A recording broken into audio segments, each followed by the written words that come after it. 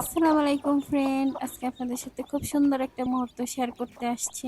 আমার ছোট্ট টুকির cute cute অনেকগুলো বাচ্চা হয়েছে, আর সেই বাচ্চাগুলোকে বের করার জন্য তাদেরকে ছাদে নিয়ে আসলাম।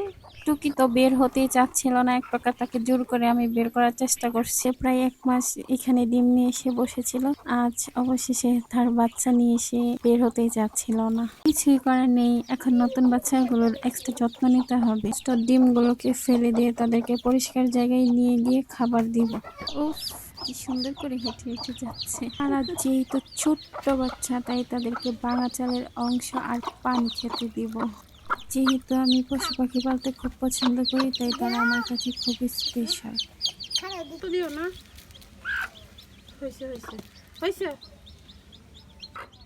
আমার ছোট্ট কিউট দুটা কবুতরকেও খাবার দিলাম। বাকি খাবারটুকু আফরামনি সুন্দর করে গুছিয়ে